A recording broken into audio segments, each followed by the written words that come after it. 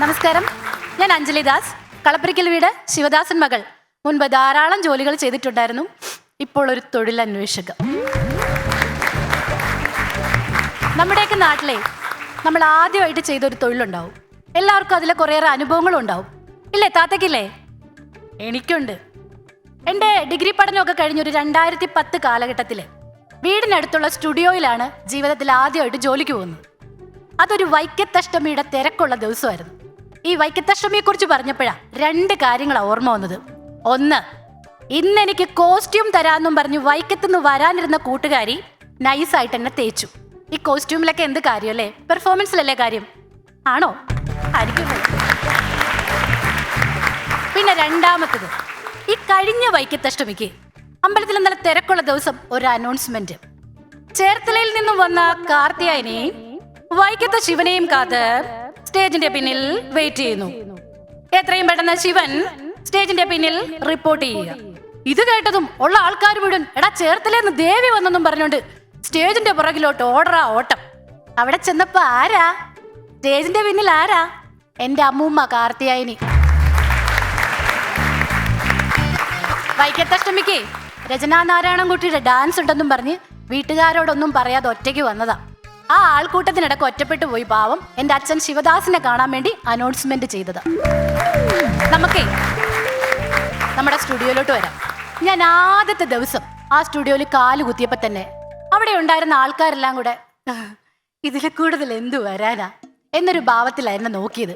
അതിന്റെ കാരണം നിങ്ങൾക്ക് വഴിയെ മനസ്സിലാവും. എൻ്റെ മുതലാളി സുന്ദരനും സുശീലനും സർവോപരി നമ്മുടെ മുടി മുഴുവൻ ഇങ്ങനെ ചെമ്പിപ്പിച്ച് വെച്ചിരിക്കുന്ന ഒരാളുമായിരുന്നു. ആദ്യത്തെ ദിവസം തന്നെ പുള്ളിക്ക് ഞാനൊരു പേര് കൊടുത്തു, ഒരരട്ട പേര്, ചെമ്പൻകുഞ്ഞ്. പക്ഷെ ആ കടയിലുള്ളവർ എന്നെ വിട്ടില്ല. അവരെനിക്കും പേരിട്ടു, കാർതമ്മ. ഇങ്ങനെ എന്തായാലും ഞാൻ എൻ്റെ സ്റ്റുഡിയോ ജീവിതമായിട്ട് മുന്നോട്ട് പോയി. ഒരു ദിവസം ഞാനും മെയിൻ ഫോട്ടോഗ്രാഫറും കൂടെ സ്റ്റുഡിയോയിൽ ഇരിക്കുമ്പം ഒരു രാഷ്ട്രീയക്കാരൻ വെള്ളയൊക്കെ ഇട്ട് ഓടി പാഞ്ഞു വന്നു.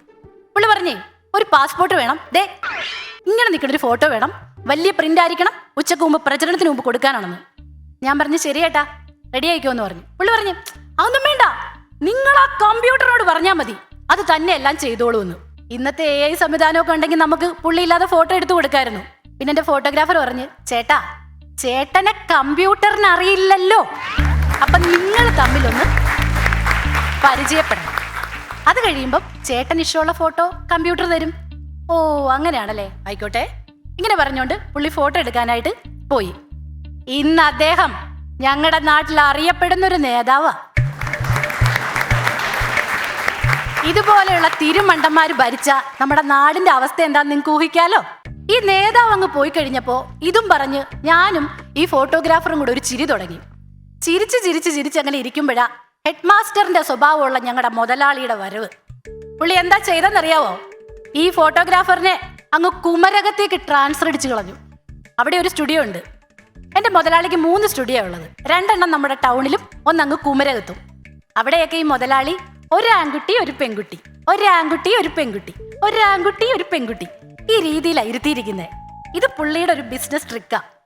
പക്ഷെ ഈ ട്രിക്കൊക്കെ പൊളിയണ ഒരു സമയമുണ്ട്. ഒരു 1-2 ആഴ്ച കഴിയുമ്പം ഈ ആൺകുട്ടിയും ഈ പെൺകുട്ടിയും തമ്മിൽ ചെറിയൊരു കെമിസ്ട്രി അങ്ങ് വർക്കൗട്ട് ആവും.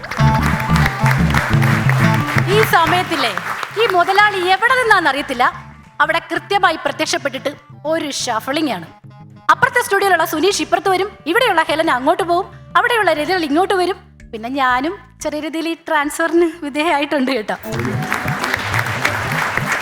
അങ്ങനെ ഇരിക്കെ ഒരു ദിവസം എൻ്റെ മുതലാളി എന്നെ ഒരു വലിയ ഉത്തരവാദിത്തം ഏൽപ്പിച്ചു. പുള്ളിയുടെ പേരും ഫോൺ നമ്പറും എഴുതിയൊരു പേപ്പറും ഒരു 1200 രൂപയും എൻ്റെ തന്നിട്ട് പറഞ്ഞു, ഡോ ഇതുകൊണ്ട് ആ സമയം കൊണ്ട് അടച്ചിട്ട് വരാൻ പറഞ്ഞു. നിങ്ങൾക്ക് വല്ലതും മനസ്സിലായാ? ആർക്കെങ്കിലും പിടികിട്ടിയാ? ഇല്ലല്ലോ, എനിക്കും മനസ്സിലായില്ല. ഇനി രണ്ടാമത് ചോദിക്കാനൊക്കെയോ അവിടെ ഫോട്ടോ എടുക്കാൻ വന്ന കസ്റ്റമറിനെ മുന്നിൽ വെച്ച് ദേഷ്യപ്പെടും. എവിടെയാണോ നിങ്ങളുടെയൊക്കെ ശ്രദ്ധ എന്ന് ചോദിക്കും. ആ നാണക്കേട് ഭയന്ന് ഞാൻ ആ പേപ്പറും പൈസയും മേടിച്ച് പുറത്തോട്ട് ഇറങ്ങി. എന്നിട്ടേ ഞാൻ വഴുനീളം ആലോചിക്കുക, ഈ പുള്ളി എന്നെ എങ്ങോട്ടാ വിട്ടതെന്ന്. പിന്നെ പുള്ളി പറഞ്ഞതിൽ ഏതോ ഒരു എന്നൊരു അക്ഷരം ഞാൻ കേട്ടു. അതും പിടിച്ചോണ്ട് ഞാൻ നേരെ VSM എന്ന് പറയുന്ന ആശുപത്രിയിലോട്ട് ചെന്നു. അവിടെ ഒരു നേഴ്സിന്റെ കയ്യിൽ ഇതങ്ങ് കൊടുത്തു. അപ്പൊ നേഴ്സ് എന്നെ ഇങ്ങനെ സംശയത്തോടെ നോക്കിയിട്ട് ആ ഫോൺ നമ്പറിൽ വിളിച്ചു. അപ്പൊ എനിക്ക് അപ്പുറത്തുനിന്ന് കേൾക്കാം മുതലാളിയുടെ ശബ്ദം. ആ മന്ദബുദ്ധിനെ ഞാൻ BSNL ബില്ലടയ്ക്കാൻ വിട്ടതാന്ന്. എൻ്റെ അവസ്ഥയൊന്ന് ആലോചിച്ച് നോക്കണം.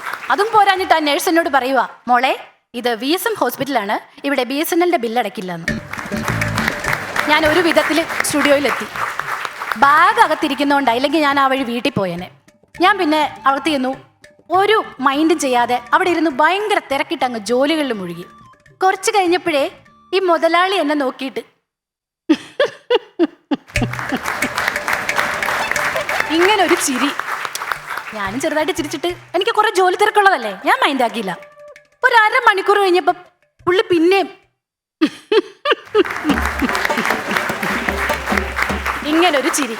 ഈ പ്രക്രിയ ഏതാണ്ട് അരമണിക്കൂർ ഇടവിട്ട് അവിടെ നടന്നുകൊണ്ടിരുന്നു. ഞാൻ എന്നോടല്ല എന്നുള്ള രീതിയിൽ ഇങ്ങ് തിരിഞ്ഞിരുന്ന് കളഞ്ഞു. പിന്നെ രമേശ് ചേട്ടനറിയാലോ, ഈ വൈക്കത്തഷ്ടമി നടക്കുമ്പം കുറെ ടൂറിസ്റ്റുകൾ വരും. അങ്ങനെ ഒരു ദിവസം ഞങ്ങളുടെ സ്റ്റുഡിയോയിലേക്ക് ഒരു സായിപ്പ് വന്നു. അപ്പോൾ ഈ സായിപ്പ് കയറി വന്ന് മുതലാളിയുടെ അടുത്തോട്ട് ഇരുന്നപ്പോൾ മുതലാളി നേരെ CFL ബൾബിലേക്ക് നോക്കി. സായിപ്പ് ഫോട്ടോഗ്രാഫർ എടുത്തിരുന്നു. പുള്ളി നേരെ സീലിംഗ് ഫാനിലേക്ക് നോക്കി. അവസാനം ഞാൻ ഇടപെട്ടു. എനിക്കറിയാവുന്ന മുറി ഇംഗ്ലീഷൊക്കെ വെച്ച് ഞാൻ പുള്ളിയോട് സംസാരിച്ചു. അപ്പം എന്താ, അഷ്ടമിയുടെ ഒരു CD വേണം. ഞാൻ CD ഒക്കെ എടുത്തു കൊടുത്തു, പൈസയൊക്കെ വാങ്ങിച്ചു. ഞങ്ങൾ തമ്മിലൊന്ന് പരിചയപ്പെട്ടു. അദ്ദേഹത്തിൻ്റെ പേരാണ് ഫെർണാണ്ടസ് ഫ്രെഡി. അപ്പോൾ ഫ്രെഡി എൻ്റെ പേരൊക്കെ ചോദിച്ചു. അങ്ങനെ ഫ്രെഡി സാഹിബ് പോയി കഴിഞ്ഞപ്പം വീണ്ടും വരുന്നു മുതലാളിയുടെ ഒരു കമൻറ്റ്, ഓ ഇവിടെ വേറെ ആർക്കും ഇംഗ്ലീഷ് അറിയില്ലല്ലോ എന്ന്. സത്യം പറഞ്ഞല്ലേ, എനിക്കത് നന്നായിട്ട് അങ്ങ് സുഖിച്ചു. പക്ഷേ ഉണ്ടല്ലോ, പിറ്റേ ദിവസം ആ വഴി പോയ സായിപ്പ് എന്നെ നോക്കിയിട്ടൊരു ഹായ്. ഒരു ഹായ് അല്ലേ, ഞാനും കൊടുത്തൊരു ഹായ്. തൊട്ടടുത്ത ദിവസം പുള്ളി ഹായ്. ഓ ഞാനൊരു ഹായ്. ഇത് കണ്ടോണ്ടിരുന്നപ്പം എൻ്റെ സ്റ്റുഡിയോയിലുള്ളവർക്കൊരു സംശയമായി, ഇനി അഞ്ജലിയും ഫ്രെഡിയും തമ്മിൽ എന്തെങ്കിലും കെമിസ്ട്രി വർക്കൗട്ട് ആയോ? പിന്നെ ഈ സായിപ്പന്മാർക്കൊക്കെ എൻ്റെ സ്വർണ്ണ നിറമുള്ള ആൾക്കാരോടൊക്കെ ഭയങ്കര ഇഷ്ടമാണെന്നൊക്കെ ആ സമയത്ത് ഞാൻ പറഞ്ഞു കേട്ടിട്ടുണ്ടായിരുന്നു. പിന്നെ എനിക്കൊരു ചെറിയ കൺഫ്യൂഷൻ, ഇനി സായിപ്പിന് എന്നോട് വല്ല ലവ് ആണോ? ഭാവിയിൽ ഞങ്ങളെങ്ങാനും ലവ് ആകുമോ? എന്തിനധികം പറയുന്നു, ഞങ്ങളൊരു മനക്കോട്ട അങ്ങ് കെട്ടി. പിന്നെ രചന മാമിനെയും അതുപോലെ ഡയാന ചേച്ചിനെയും കാണാൻ നയൻതാരയുടെ കട്ടുണ്ടെന്ന് പറയും പോലെ എനിക്ക് ഭയങ്കര കോൺഫിഡൻസ് ആയി എന്നെപ്പറ്റി. ഞാൻ പാടി, എന്തു ഭംഗി എന്നെ കാണാൻ എന്റെയോ മലാളേ, ഞാനൊരു സുന്ദരിയല്ലേ ദേവമനോഹരിയല്ലേ, ഞാനൊരു സുന്ദരിയല്ലേ ദേവമനോഹരിയല്ലേ. കുറച്ചു മുമ്പ് രമേശ് പിഷാരിച്ചേട്ടൻ പാടി, 5 ശരങ്ങളും പോരാതെ നിൻമൊഴി. ചേട്ടാ ഒരു 2 വരി എനിക്കൂടെ ബാക്കി പാടാവോ? 7 സ്വരങ്ങളും പോരാതെ മന്മഥൻ എന്താ ഗന്ധർവൻ നിൻമൊഴി സാധകമാക്കി, നിൻ തേൻമൊഴി സാധകമാക്കി. ഇത് യൂസഫ് അലി കേശേരി എന്ന് പറയുന്ന എഴുത്തുകാരൻ എഴുതിയ പാട്ടാണ്. പരിണയം എന്ന് പറയുന്ന സിനിമ, രവി ബോംബെയാണ് സംഗീതം. എൻ്റെ അർത്ഥം എന്ന് പറഞ്ഞാൽ നമ്മൾ പറയുന്നത് മല്ലീശ്വരൻ, അതായത് കാമദേവന്റെ കയ്യിൽ 5 അമ്പുകൾ ഉണ്ടെന്നാണ് പറയുന്നത്. അതിങ്ങനെ എഴുതുമ്പോഴാണ് നിങ്ങൾ പറഞ്ഞ കെമിസ്ട്രി വർക്കൗട്ട് ആവുന്നത് ഓരോരുത്തർ തമ്മിൽ. നമ്മൾ അടുത്തിരിക്കുമ്പോൾ പറ. അരവിന്ദം, അശോകം, ചൂതം, നവമാലിക, നീലോൽപ്പലം. 5 നിന്റെ മിഴിയിൽ നീലോൽപ്പലം, നിന്നുടെ ചുണ്ടിൽ പൊന്നശോകം, നിൻ കവിളിണയിൽ കനകാംബരം, നീയൊരു നിത്യവസന്തം. താത്തേ ഞാനൊരു ലോകത്തിലേക്ക് പോയി, വീരാനിക്ക എന്നെ നോക്കി പാടിക്കൊണ്ടിരുന്ന പാട്ടാണ്. അങ്ങനെ 5 അമ്പുകൾ ഇടുമ്പോഴാണ്. അപ്പം 5 ശരങ്ങളും പോരാഞ്ഞിട്ട് മന്മഥൻ നിൻ ചിരി സായകം എന്ന് പറഞ്ഞാല് അമ്പ്, നിന്റെ ചിരി എടുത്തിട്ട് അസ്ത്രമാക്കി എന്നൊക്കെ പറയുന്ന വലിയ ചിന്തകളുള്ള ഒരു പാട്ടാണ്. അത് വെറുതെ ഇവിടെ പാടിയതിന് ഗംഭീരമായി കേട്ടോ. നമ്മൾ പറഞ്ഞു നിർത്തിയത് സായിപ്പിനെ ഭ്രമിപ്പിക്കാൻ വേണ്ടി താൻ ചെറിയ ചില പാട്ടുകൾ. അപ്പൊ നമ്മള് സായിപ്പായിട്ടുള്ള ജീവിതമൊക്കെ സ്വപ്നം കാണുവാണ്. പിന്നെ ഇതാ എനിക്ക് ഈ ചെറുപ്പം മുതൽ കറുപ്പാണെന്നും പറഞ്ഞിട്ട് എന്നെ കളിയാക്കുകയൊക്കെ ചെയ്ത കുറെ ആൾക്കാരുണ്ടായിരുന്നു. അവരോടൊക്കെയുള്ള പ്രതികാരത്തിന്റെ തുറുപ്പ് ചീട്ടായിട്ടാണ് ഈ സായിപ്പിനെ കെട്ടാനുള്ള വഴികൾ ഞാൻ ആലോചിച്ചത്. ഞാൻ കുറെ മനക്കോട്ടകൾ കെട്ടുക. അതായത് ഈ സായിപ്പിനെ കിട്ടുന്നു, 5-6 വെളുത്ത കുട്ടികളുമായിട്ട് ഞങ്ങൾ അഷ്ടമി തൊഴുന്നു, അങ്ങ് അമേരിക്കയിൽ പോയി കുടുംബശ്രീ ഉണ്ടാക്കുന്നു, ന്യൂയോർക്കിൽ ഞാൻ തൊഴിലുറപ്പിന് പോകുന്നു. അങ്ങനെ എന്തൊക്കെ സ്വപ്നങ്ങളായിരുന്നെന്നറിയാവോ? പക്ഷേ ഇതെല്ലാം ഒരു നിമിഷം കൊണ്ട് തകർന്നു. ഒരു ദിവസം സ്റ്റുഡിയോയുടെ മുമ്പിൽ ഞാൻ കണ്ടൊരു കാഴ്ചയുണ്ട്. ഈ ഫ്രെഡി സായിപ്പ് ഉണ്ടല്ലോ, ഒരു തുരുമ്പിച്ച സൈക്കിള്. ഡാൻസിച്ച് നമ്മുടെ ഈ സൈക്കിൾ കടയിൽ പോലും കിട്ടത്തില്ല, അത്രയും തുരുമ്പ്. അതിന്റെ പുറകില് അതിലും തുരുമ്പിച്ചൊരു ട്രങ്ക് കയറിട്ട് കെട്ടി വെച്ചിട്ട് അവിടെ ഇവിടെയൊക്കെ തുളയുള്ളൊരു ബനിയനും ഒരു പിഞ്ഞിക്കീറ നിക്കറും ഇട്ട് ഏന്തി വലിഞ്ഞ് ചവിട്ടുന്നു. അതിന്റെ ഇടയിലും പുള്ളി എന്നെ നോക്കി ഒരു ഹായ്. സത്യം പറഞ്ഞ തിരിച്ചൊരു ഹായ് കൊടുക്കാനുള്ള മാനസികാവസ്ഥ എനിക്കില്ലായിരുന്നു. ഏതോ കടത്തിനെ കിടന്നുറങ്ങുന്ന പിച്ച സായിപ്പായിരുന്നത്. എനിക്ക് തോന്നുന്നതേ അമേരിക്കയിലെ സൊസൈറ്റി ബാങ്കിൽ നിന്ന് കടം എടുത്തിട്ട് പുള്ളിക്ക് മുങ്ങിയതാന്ന. എന്തായാലും എൻ്റെ സ്റ്റുഡിയോ വിശേഷങ്ങൾ ഇവിടെ തീരുന്നില്ല. പുതിയ വിശേഷങ്ങളുമായിട്ട് വീണ്ടും വരാം. Thank you, thank you, thank you.